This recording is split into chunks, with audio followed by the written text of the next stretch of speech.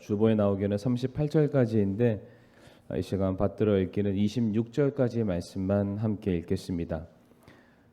9장 24절부터 26절까지의 말씀, 24절 그다음에 성도님들 26절을 한 목소리로 같이 읽겠습니다. 이처럼 그들의 자손이 들어가 그 땅을 소유하였으며 주께서 그 땅의 거주민 가나안 족속을 그들 앞에서 정복하시고 그들과 그들의 왕들과 그 땅의 백성을 그들의 손에 넘겨주사 그들이 원하는 대로 저들에게 행하게 하시매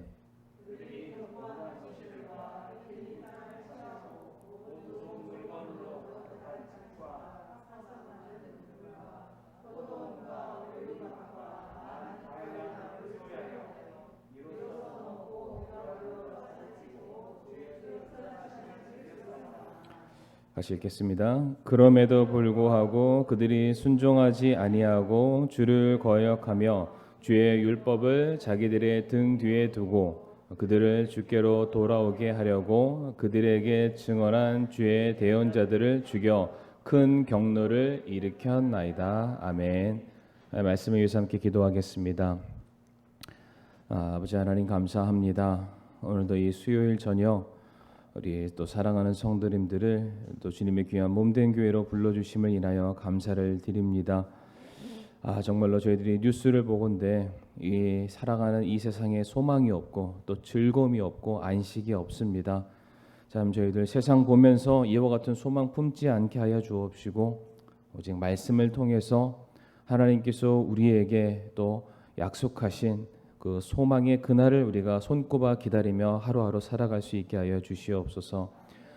또 이 시간 또 주실 말씀을 또 저희들 마음속에 깊이 새기게 하여 주옵시고 저희들 하나님 보시기에 죄악된 범죄자가 아니라 거룩한 주의 백성으로서 다시금 또 설 수 있는 은혜가 있도록 이 시간을 축복하여 주시옵소서.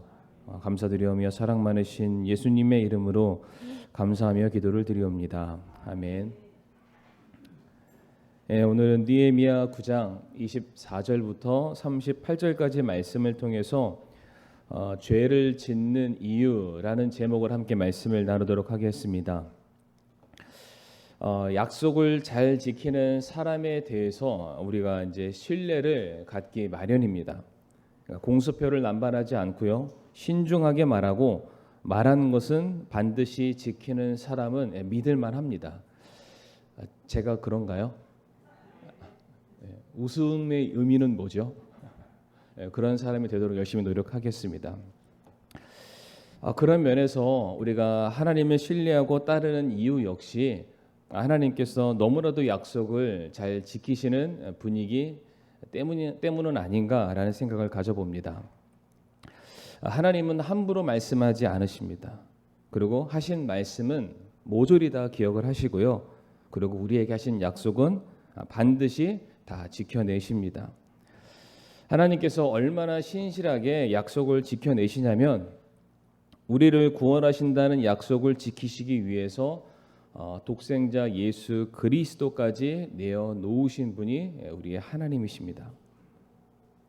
오늘 본문 느헤미야 이제 9장 말씀 보게 되면 이제 이스라엘 백성들의 과거의 역사들이 언급되고 있는데 특별히 하나님께서 이스라엘 백성들에게 하셨던 여러 약속들이 등장을 하고 있습니다.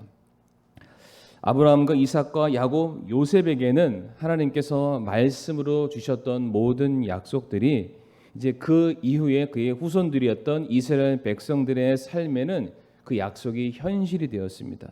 그들의 손에 쥐어지게 되는 축복으로 실질적으로 그들이 약속을 누리는 은혜를 그들이 경험을 하게 됩니다. 그러면은 본문에 나와 있는 이스라엘 백성들이 누렸던 축복, 하나님의 성취된 약속들이 어떤 게 있냐면 이제 네 가지가 있는데 첫 번째는 23절 말씀 보게 되면 자손들이 번성하게 되는 축복이 그들의 삶에 이루어지게 됩니다. 23절에 주께서 그들의 자손을 하늘의 별들같이 많게 하시고라고 되어 있습니다. 그러니까 400년 전 처음 야곱의 자손들이 이집트로 들어갈 때에는 70여 명에 불과했던 그 사람들이 출애굽을 할 당시에는 남녀노소 다 합쳐서 200만 명 그 이상의 하나의 민족, 나라를 이룰 수 있을 만큼 번성하게 된 것을 우리가 잘 알고 있습니다. 두 번째 이스라엘 백성들에게 주어진 축복은 무엇이냐면은 바로 땅을 차지하게 되는 축복이 그들에게 임하게 되었습니다. 24절 말씀 보게 되면 이처럼 그들의 자손이 들어가 그 땅을 소유하였고라고 되어 있습니다. 약속의 말씀을 받았던 모세의 경우에는 그가 죽기 전에 먼 발치에서 들어가게 될 땅을 그가 바라만 보게 되었다면 이스라엘 백성들의 경우에는 약속의 땅을 그들의 손에 쥐었고 그들의 발로 밟게 되었습니다. 이집트에서 노예 생활하던 그들이, 광야에서 40여 년간 방황하던 그들이 하나님이 주시는 약속의 땅에서 정착하게 되었고 뿌리를 내리게 되었고 그들의 새로운 삶을 시작하게 되는 축복을 그들이 누리게 됩니다. 세 번째 축복은 바로 전쟁에서 승리하는 축복을 그들이 누리게 됩니다. 하나님께서 이스라엘 백성들에게 내가 너희에게 가나안 땅을 주겠다, 젖과 꿀이 흐르는 땅을 주겠다라고 약속은 하셨습니다. 그런데 그 약속의 땅이 텅텅 비어있는 땅은 아니었습니다. 말 그대로 젖과 꿀이 흐르는 너무나도 좋은 땅이었기 때문에 이미 여러 나라가 그 땅을 차지하기 위해서 그 땅은 전쟁이 끊이지 않는 장소이기도 했습니다. 결국 이스라엘 백성들이 들어가기 전에는 아낙 족속과도 같은 거대한 거인들이 그 땅을 차지하였고요. 철제 무기로 이미 무장이 되었던 수많은 연합 민족들이 이미 그 땅의 주인으로 서 있는 상황이었습니다. 그럼에도 불구하고 하나님께서 이스라엘 백성들에게 내가 너희들의 손에 주겠다라고 약속을 하셨기 때문에 지극히 평범한 이스라엘 민족들이 그들과의 전쟁에서 압도적인 승리를 거두면서 그 땅을 점령하고 정복해 나가게 됩니다. 네 번째 축복은 무엇이냐면은 바로 풍성케 되는, 풍성함을 누리는 축복을 그들이 거두게 됩니다. 25절 말씀 보게 되면은 주의 큰 선하심을 즐겼다라는 말씀이 기록되어 있습니다. 이스라엘 백성들은 그들이 차지한 땅에서 거두어 들이게 된 풍성한 소출로 인해서 그들이 예전에는 결코 누릴 수 없었던 많은 소유를 거두게 되는 그러한 삶을 살게 되었습니다. 이집트 노예로 살았을 때에는 나라에서 배급받는 양식을 먹을만 했고요. 광야를 걸어갈 때에는 하루하루 그들의 삶이 앞에 떨어지는 만나를 먹는 그런 삶을 살았는데 가나안 땅에 들어오고 나서는 내가 내일 무엇을 먹을까 어떻게 될까 이러한 고민 없이 이미 자기 집 창고에 가득 들어있는 소출을 바라보면서 만족해하는 삶을 그들이 살게 되었습니다. 이 네 가지를 통틀어서 다시 말씀드리게 되면 하나님께서 이스라엘 백성들에게 약속하신 것을 주셨는데 자손만 주지 않으셨습니다. 모든 자손들이 살 수 있는 땅을 주셨고요. 그리고 이스라엘 백성들이 그 새 땅에서 안전하게 거할 수 있도록 하나님께서 강력하신 오른팔로 그들과 언제나 함께 하셨습니다. 뿐만 아니라 그들의 모든 필요를 넘치도록 채워주시는 은혜를 매일의 삶 속에서 그들이 경험을 하게 되었습니다. 하나님께서 이스라엘 백성들에게 주시겠다고 말씀하셨던 모든 약속들이 하나도 남김없이 전부가 다 성취가 되었습니다. 정말로 그런 일이 내게 있을 수 있을까? 참으로 꿈만 같은 이야기야 라고 했던 모든 일들이 실제로 이루어지게 되었습니다. 너무나도 감사한 일이죠. 하나님 약속하셨는데 약속 그 이상의 축복이 내게 임하게 되었으니까 그 하나님은 정말로 신뢰할 만한 분이시고 내가 믿고 따를 분이 맞습니다. 자, 그런데 이제 이어지는 오늘 본문 26절 말씀 보게 되면 뭐라고 적혀 있나요? 그럼에도 불구하고 그들이 순종하지 아니하고 주를 거역하며 주의 율법을 자기들의 등 뒤에 두고 그들을 주께로 돌아오게 하려고 그들에게 증언한 주의 대언자들을 죽여 큰 경노를 일으켰다라고 되어 있습니다. 꿈 같은 모든 상황들이 이제 물거품으로 지금 바뀌고 있습니다. 막강한 제국이 등장해서 이스라엘 백성들을 핍박하고 괴롭히고 그들의 모든 것들을 빼앗아간 것이 아니었습니다. 지금 모든 원인의 제공은 누구에게 있냐면은 이스라엘 백성들 본인에게 있습니다. 이스라엘 백성들은 말로 다 할 수 없는 하나님의 은혜, 약속이 성취되는 축복을 누리고 있었음에도 불구하고 그 찰나와 같은 그 순간, 그 은혜를 누리는 그 시간이 100년도 아니고 10년도 아니고 굉장히 짧은 시간이었죠. 바로 그 시간에 은혜를 경험하기는커녕 또다시 죄의 짓기를 그들이 반복하게 되었습니다.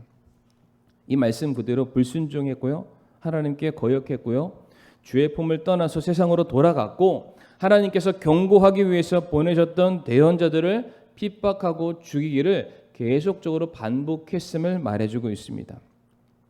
그래서 이어지는 본문 27절부터 30절까지의 말씀을 보게 되면은 이제 그 전에는 이스라엘 백성들이 출애굽 광야에 관련된 내용들을 기록하고 있다면 27절부터 30절까지는 이스라엘 백성들의 과거 역사, 곧 사사시대를 언급을 하고 있습니다. 성도님들, 사사시대가 대략 한 350년에서 400년 정도 되는 기간이라고 합니다. 그런데 우리가 잘 알다시피 이스라엘 백성들에게서 거의 400년에 가까운 그 시간은 악의 순환고리가 끊이지 않는 시간들이었습니다. 그러니까 하나님께서 이스라엘 백성들에게 은혜를 베풀어 주셨죠. 그 은혜를 감사하며 하나님께 영광을 돌려드려야 되는데, 그 은혜 가운데 살고 있던 사람들이 은혜를 망각하고 이 모든 일들이 내 노력에 의해서 이루어진 줄 알고 교만함에 빠지게 됩니다. 교만함에 결국은 하나님을 대적하는 죄인으로 등장하게 되고요, 그들이 하나님께 범죄하게 되었을 때에 하나님께서 그것을 그냥 보지 않으시고 그냥 넘어가지 않으시고 바로 징계를 하시죠. 이방 나라라는 막대기를 들고 그들을 징계하시고 책망하시고 심판하시게 되었을 때에 이스라엘 백성들이 그것을 견디다 못해 하나님을 부르짖습니다. 하나님, 저희들이 죄인이고 저희들이 잘못했으니까 용서해 주세요. 하나님께서 그들의 기도와 부르짖음을 들으시고 즉각적으로 구원자인 사사를 보내시게 되고 또다시 이스라엘 백성들을 건져내심으로 말미암아 이스라엘의 평안이 임하게 되었습니다. 그런데 여기에서 이렇게 끝나고 해피엔딩으로 모든 것들이 종결된다면 참 좋을 텐데, 이스라엘 백성들이 이와 같은 평안함 가운데 또다시 어디로 빠집니까? 또다시 교만으로 빠집니다. 교만으로 빠졌다 하나님을 대적하게 되고, 이런 시간이 몇 년이나 지속되었다고요? 대략 400년이라는 시간은 계속해서 반복이 됩니다. 그런데 사사시대 바로 앞의 시대는 성도님들 출애굽 시대다라고 말씀을 드릴 수 있는데, 이스라엘 백성들이 이집트에서 몇 년간 노예 생활을 했나요?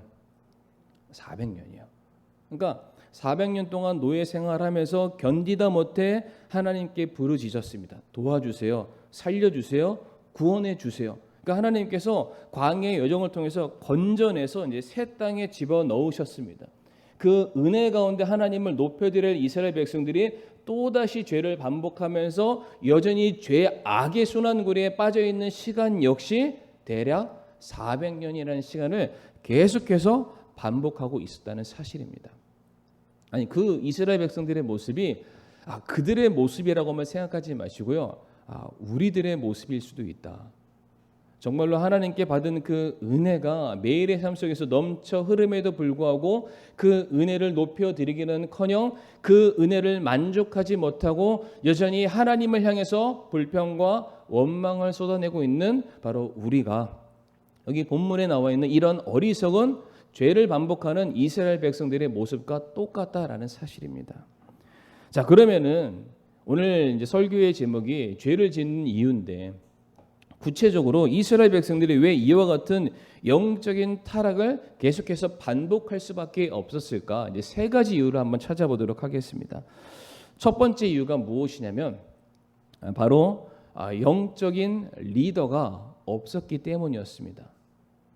이거를 조금 다른 말로 표현하면은요, 신앙이 그 다음 세대로 전수가 되지 못했기 때문에, 이어지지 못했기 때문에, 이끌어줄 수 있는 사람이 없었기 때문에 결국 이스라엘 백성들이 반복적으로 죄를 지을 수밖에 없었던 것입니다. 하나님의 크신 구원의 역사를 경험했던 이스라엘 백성들이 어떻게 악의 길로 돌아설 수 있었던 것인가? 이것은 두말할 여지가 없이 그의 후손들에게 하나님께서 이전에 우리를 위해서 하신 일에 대해서 누구도 가르쳐 준 사람들이 없었기 때문이었습니다.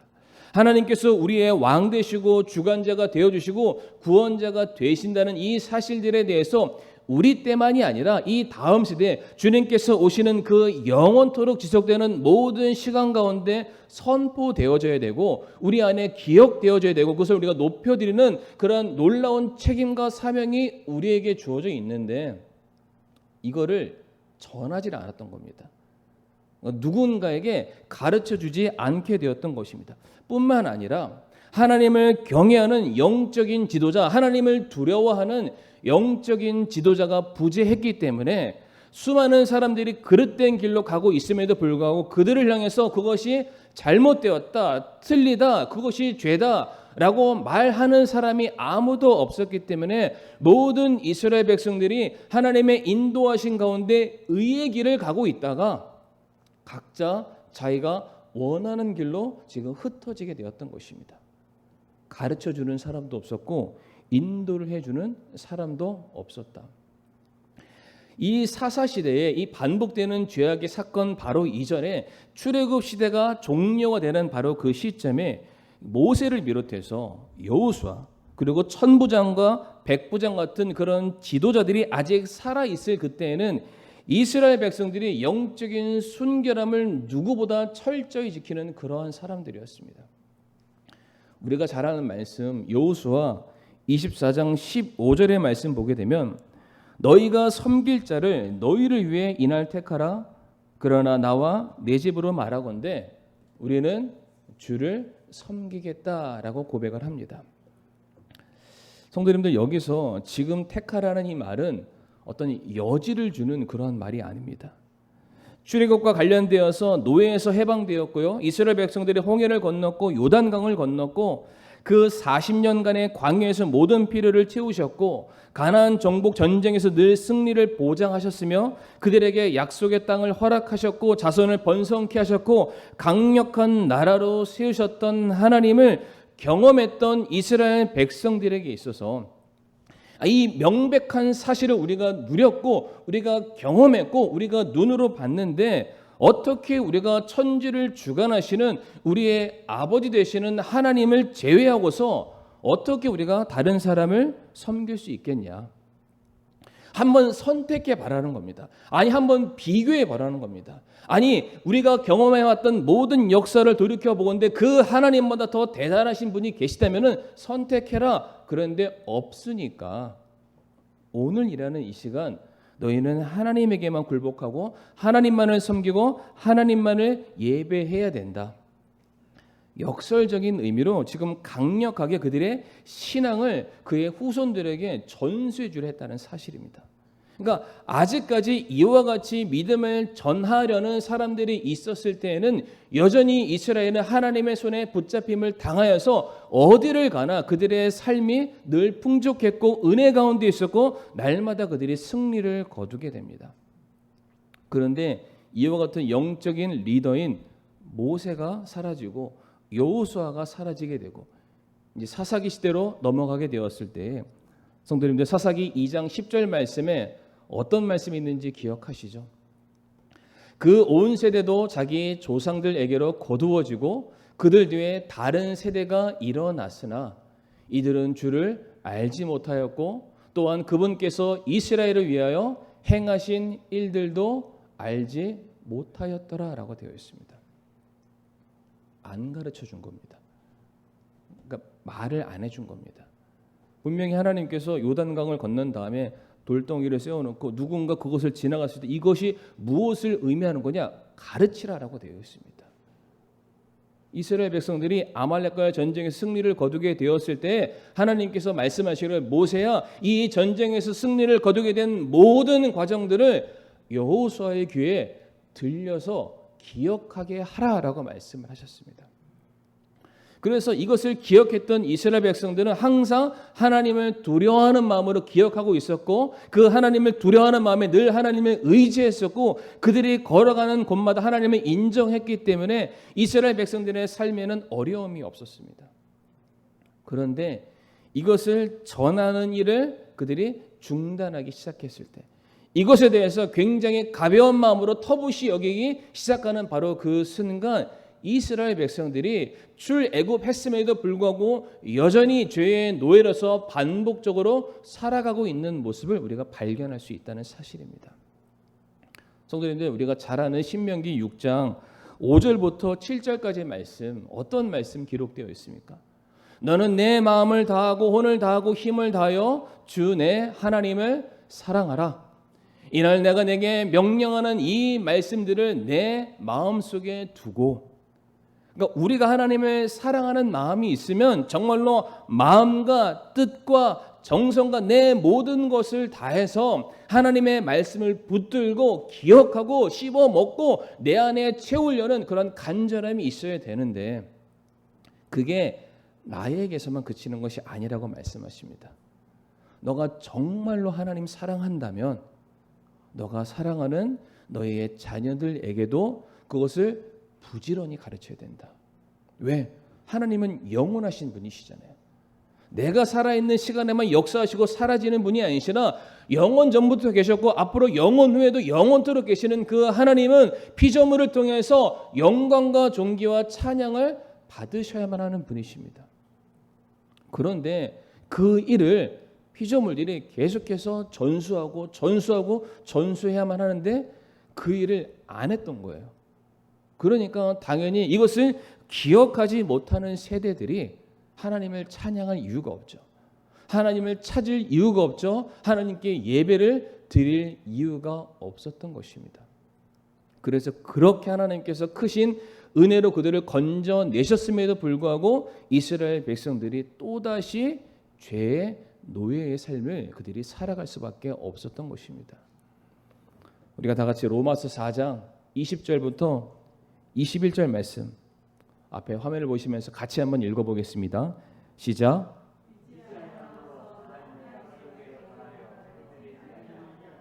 오히려 믿음이 강해져서 하나님께 영광을 돌리며 그분께서 약속하신 것을 그분께서 또한 능히 이행하실 줄로 온전히 확신하였으니.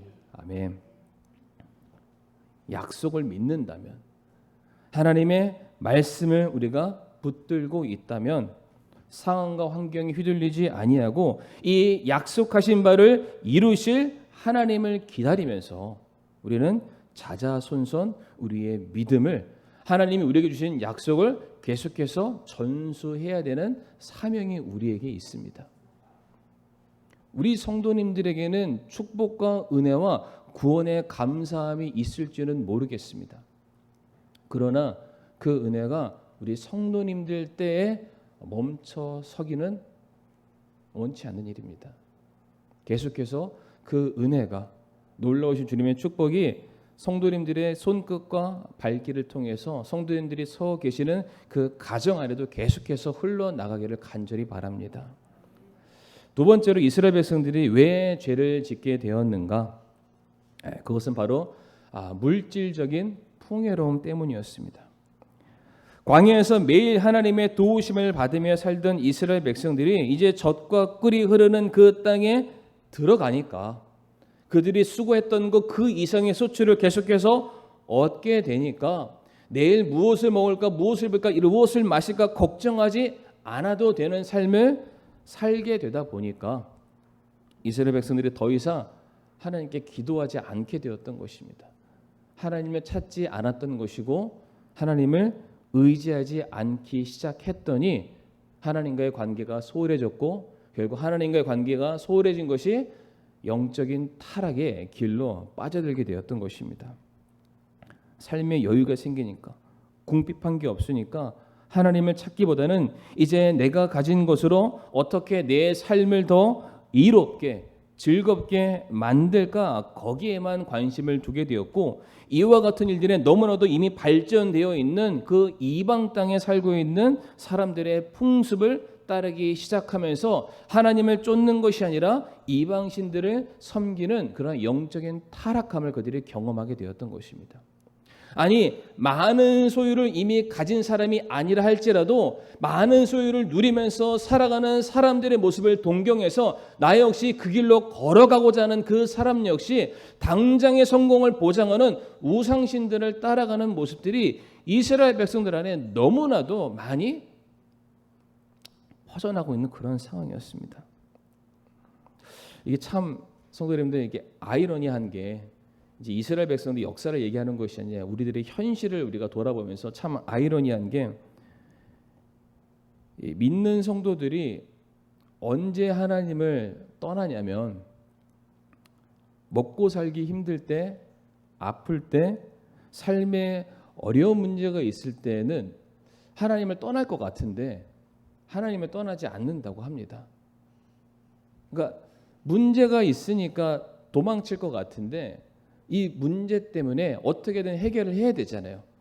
그러니까 더 역설적으로 하나님을 붙들게 된다고 합니다. 하나님을 찾고 하나님께 부르짖고 눈물로 흘리면서 제발 나를 이 고난 가운데서, 이 고통 가운데서, 이 사망의 구렁텅에서 제발 나를 건져달라고 어떻게 해서든 그 도움의 손길을 구하고자 하나님을 붙들고 씨름하는 그런 성도님들. 그래서 어려운 일이 있을수록 오히려 더 교회를 찾고요, 이 자리에 와서 간절하게 눈물로 기도하는 많은 성도님들을 보게 되었습니다. 그런데 그렇게 간절히 기도해서 이제 문제가 해결되기 시작합니다. 형편이 조금 나아지기 시작하고요, 건강을 찾기 시작하고 삶의 여유로움이 생기기 시작했을 때 반대적인 모습이죠. 그러면은 우리 기도할 때 그렇게 기도하잖아요. 하나님, 이 문제만 해결되면 내 모든 삶을 드리겠습니다. 내가 더 많이 헌신하겠습니다. 주를 위해서 내 모든 것을 다 드리겠습니다. 분명히 아마 그렇게 기도하셨을 거예요. 그렇죠? 그런데 형편이 좋아지니까 그렇게 눈물로 기도하시던 성도님의 그 자리에서 그 성도님들을 보기가 막 힘들어지는 그런 일들이 생깁니다. 오히려 세상 일이 더 바빠지고 사람들과의 관계 속에서 더 잘 되니까 비즈니스를 위해서 더 많이 예배를 드리지 못하고 떠나는 그런 모습들도 간혹 보고는 합니다. 그런 일이 있을 때마다 이 목회자로서 참 고민이 됩니다. 성도님들의 삶에 어려움이 있는 것은 기쁜 일이 절대로 아닌데 오히려 그런 일이 있을수록 이 자리에서 하나님의 간절히 부르짖는 성도님들의 모습을 보면서 야, 정말로 아직도 믿음이 살아있구나, 이런 걸 도전을 받으면서 하나님께서 반드시 지켜주실 거야, 하나님께서 반드시 구원해 주실 거야 라는 같은 기도를 하게 되는데 오히려 그분들이 잘 되면 떠날 거를 아니까 이 자리를 안 지키고 세상에서 자기를 부르는 그 자리로 달려나갈 걸 아니까 과연 어떻게 기도해야 되나, 이게 저도 모르게 여러 가지 어려움에 빠질 때가 참 많이 있습니다. 디모데전서 6장 10절 말씀도 보게 되면 돈을 사랑함이 모든 악의 뿌리이니 어떤 자들이 돈을 탐내다가 믿음에서 떠나 잘못하고 많은 고통으로 자기를 찔러 꿰뚫는다라고 되어 있습니다. 그러니까 돈 때문에 믿음에서 떠나고요, 돈 때문에 스스로의 고통을 가중케 된다라고 말씀하고 있습니다. 그러니까 우리는 물질적인 풍요로움이 있으면 우리들이 안식한다라고 하나님께 간절히 외쳤지만은 그 물질적인 풍요로움이 우리 영혼의 이득이 되기보다는 오히려 우리의 영혼을 갉아먹는 해충이 될 때가 훨씬 더 많다는 것인데, 그것이 바로 오늘 본문에 나와 있는 이스라엘 백성들의 모습이었습니다. 하나님께서 그들의 삶에 풍요로움을 허락해 주셨던 것은 너희가 내 약속을 이렇게 잘 지켰기 때문에 그에 상응하는 축복이며 뿐만 아니라 이제 더 이상 먹고 사는 그런 일들에 염려하지 말아라. 다만 너희가 나를 붙들고 나만 예배하는 자가 된다면 그 모든 것들은 너희들에게 주어지는 은혜이니까 그 은혜를 알고 내게 더 가까이 나아오라는 하나님의 배려였는데, 이거를 사람들이 그 우선순위를 거꾸로 바꿔버렸던 것입니다. 그냥 그게 좋은 거죠. 그 필요만 충족되기를 원했던 것입니다. 결국 그것이 이스라엘 백성들로 하여금 죄를 짓게 만드는 또 하나의 이유가 되었습니다. 세 번째, 이건 굉장히 중요한 주제인데요. 왜 이스라엘 백성들이 죄를 지었나? 뭐 때문에요? 감사가 없었기 때문이었습니다.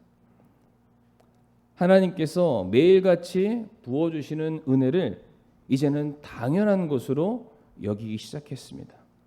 아니, 자신이 누리고 있는 모든 것들이 자기 자신이 스스로 노력해서 얻어낸 결실이라고 사람들이 착각하기 시작했습니다. 지금 내가 된 건 모든 것은 하나님의 은혜인데 이것은 하나님의 은혜가 아니라 내 노력의 결실이다라고 사람들이 생각하기 시작했다는 것입니다. 그러다 보니까 자기 자식들에게, 자기 후대들에게 하나님께서 베푸신 은혜와 구원의 역사심에 대해서 전할 이유가 이제는 없는 것입니다. 그냥 내가 한 겁니다. 내가 노력한 거고 내가 잘했기 때문이다. 오히려 자식들에게 하나님을 바라보는 신앙의 눈을 주는 것이 아니라 나와 같은 부모를 바라보게 하고 이 세상에서 성공한 어떠한 사람을 바라보게 하는 그런 그릇된 모습으로 나타나게 되었습니다. 그러다 보니까 마땅히 하나님께 올려드려야 될 감사가 사라지게 되었고요. 찬양이 사라지게 되었습니다. 하나님께 고개 숙이고 예배를 드려야 되는 우리가 하나님을 향해서 뻣뻣하게 목을 세우는 교만한 자로 서게 되었을 때에 이스라엘 백성들은 영적으로 타락하게 되었고 하나님의 은혜에서 멀어지게 되었습니다. 시편 50편 22절에서 23절 말씀, 시편 50편 22절에서 23절 말씀 보게 되면 하나님을 잊어버리는 자들아 이제 너희는 이것을 깊이 생각할지어다. 그렇지 아니하면 내가 너희를 갈기갈기 찢으리니 건질 자가 없으리라.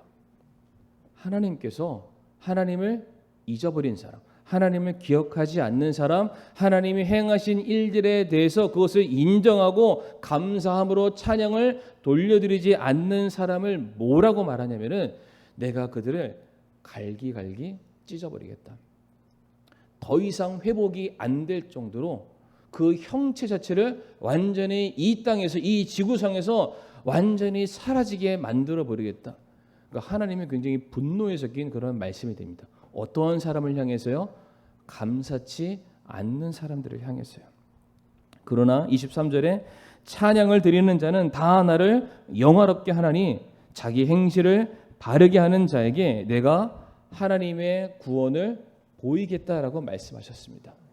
그러니까 나라는 사람이 뭐 대단하게 잘해서가 아니라 그냥 하나님을 인정해 드리는 겁니다. 내 삶에 나를 나되게 만드신 하나님의 은혜를 인정하고 찬양하고 감사를 표현하는 사람에게는 하나님이 약속하시기를 내가 너에게 여전히 구원의 역사함을 보이리라라고 약속하고 계셨습니다. 그런데 이 일들을 이스라엘 백성들이 안 했던 겁니다. 중단했던 겁니다. 뭐 그도 그럴 수밖에 없죠. 영적인 리더, 지도자가 무엇인가를 가르치지 못했습니다. 이스라엘 백성들이 바른 길로 가야 되고 진리를 알아야 되는데 그 일들에 대해서 가르치기를 거부하니까 하나님의 말씀이 그들을 이끌어가는 것이 아니라 세상의 가치 기준이 이스라엘 백성들을 끌고 가기 시작했습니다.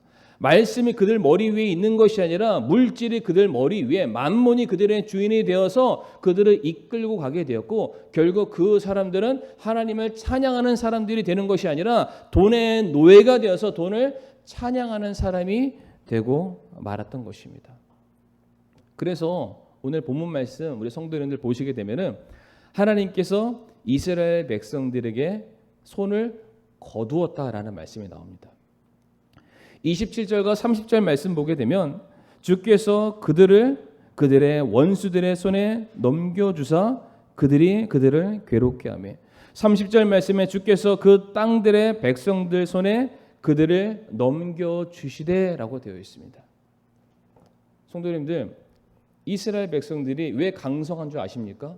왜 이스라엘 백성들이 풍성한 삶을 누린 줄 아십니까? 왜 이스라엘 백성들이 가나안 땅이라는 그런 젖과 꿀이 흐르는 땅을 소유할 수 있는 민족이 된 줄 아십니까? 그들의 됨됨이 때문이 아니었습니다. 하나님이 그들과 함께 하셨기 때문에 그들이 그 모든 것들을 누릴 수가 있었는데 하나님께서 그들이 자기를 떠나는 삶을 선택하게 되었을 때 그들을 향해 내미셨던 그 강력하신 그 팔을 하나님이 거두어 가셨더니 그냥 그 이스라엘 백성들은 그냥 다 우리 밖에 있는 맹수들이 먹을 수 있는 그런 먹잇감이 되고 말았던 것입니다. 이것이 바로 죄를 지었던 이스라엘 백성들이 맞이하게 되었던 결과인 것입니다. 그러므로 우리 사랑하는 성도님들, 오늘 본문에서 이제 두 가지로 우리에게 교훈하고 있는데요. 말씀을 마무리하면서, 그렇다면 우리가 죄 가운데 있을 때, 우리가 하나님을 향해서 내가 범죄하고 있다는 이 사실을 우리가 깨닫고 있을 때에 우리가 무엇을 해야 할까? 두 가지만 말씀드리고 말씀을 마치겠습니다. 첫 번째로 우리는 범죄하는 순간 하나님께 기도를 드려야만 합니다. 28절 말씀에 그들이 돌이켜 주께 부르짖음에 주께서 하늘에서부터 그들의 말을 들으시고 여러 번 주의 긍휼에 따라 그들을 건져내셨다라고 말씀을 하십니다. 사랑하는 성도님들, 하나님의 구원은 그냥 찾아오지 않습니다. 부르짖을 때에 그에 따른 응답으로 오는 것이 하나님의 구원입니다. 내가 하나님을 간절히 찾고 의지하고 하나님을 향해서 우리가 손을 내밀기 시작했을 때, 다른 말로 우리가 하나님을 인정하고 하나님의 구하심을 우리가 바라는 바로 그때에 하나님의 구원의 손길이 부르짖는 자 위에 머물게 된다는 것입니다. 참으로 놀라운 것은 이 느헤미야 9장에서만 하나님께서 들으신다, 건지신다, 베푸신다, 무엇인가를 주신다라는 이 말씀이 무려 10여 차례 이상 기록이 되고 있습니다. 느헤미야 9장 말씀을 보게 되면 이토록 이스라엘 백성들이 하나님께 반복적으로 죄악을 짓는 그런 장면을 기록한 책도 없는데, 그와 상응하게 그럼에도 불구하고 우리가 부르짖었을 때에 건지시는 분이 하나님이시라는 사실도 또한 알려주고 있습니다.